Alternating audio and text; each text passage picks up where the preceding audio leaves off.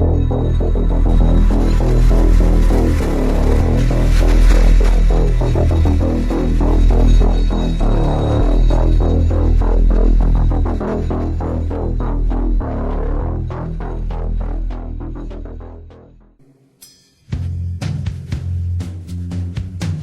name is Nassine Saps. Let me ask you a question. Has anything ever happened to you that you couldn't explain? That made you feel sort of foolish when you tried to tell somebody about it? Well, if it has, you have plenty of company, as you'll soon see. Alan Shepard was probably Class 1 astronaut. He was bright. Family was important to him. He was really a wonderful human being. He was a proud man, sometimes arrogant, but test pilots are always that way. You want them to be that way. It's the first step we had to make, and he did it well. When you talk about the right stuff, he was the epitome of the right stuff.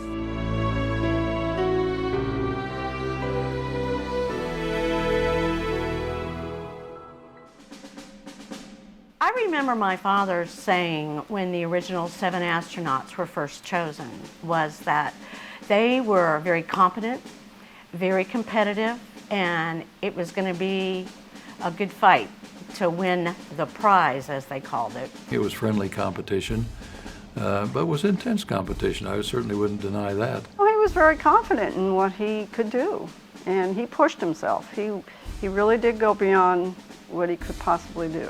I mean, he just did that extra 101%. Shepard was a standout from the very beginning for me. He was a very bright guy, probably the brightest of the bunch. Glenn, of course, I had known before. Shira, I had known before because of our Navy connections. So I knew there was a lot of talent there, and I knew that it was going to be a tough fight to win the prize. All 7 astronauts were in one room. Bob Gilruth came in and said, okay, Al Shepard, you have the first one, Gus Grissom, you have the second, John Glenn, you are the backup for both. And Dr. Gilruth walked out of the room and said, good luck. And so Daddy's in the room by himself with all 7 original, well, including himself, 6 set of eyes looking at him. And he thought of how elated he was. But yet almost immediately afterwards feeling sorry for my buddies, because there they were. I mean, they were trying just as hard as I was. We all shook each other's hands. We all shook Al's hands. Pretty soon I was the only guy left in the room. We jokingly later on confided in each other that the choice of Al Shepard was just plain dumb, because it should have been me, everybody said. The competition ended once that decision was made, and everybody wanted to make every flight an absolute success. He was obviously ready to fly, and we were ready to help him. And it was a hell of a day. Daddy, what if they put you up in that rocket and they can't get you back down? And he said, Julie, they're not going to put me up in that rocket if they can't get me back down. On May 5, the atmosphere at the Cape was upbeat, a little subdued, especially for Al, because Yuri Gagarin had flown before him. That was sort of the cloud that was over our first launch.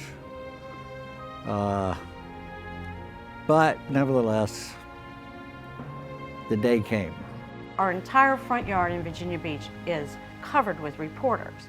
Alice came in and woke me up, and she says, Julie, Mother must have done something. There are all these policemen out in our front yard. They didn't tell us our father was going up first because we would blab it. Everything went just the way we had planned it. The testing of the suit, putting that on first. There was a classic picture of him when he reached the launch pad. He was accompanied by Dr. Bill Douglas, who was the astronaut's physician, and there was Al in a silver spacesuit with the air conditioner in his hand. I remember saying to myself, well, I'm not going to see this Redstone again. And you know, pilots love to go out and kick the tires. And it was sort of like reaching out and kicking the tires on the Redstone. Because I stopped and looked at it, you know, looked back and up at this beautiful rocket, and thought, well, okay, Buster, let's go and get the job done. What a sight, and what a thrill. That was probably one of the most exciting moments of my lifetime, if not the most exciting.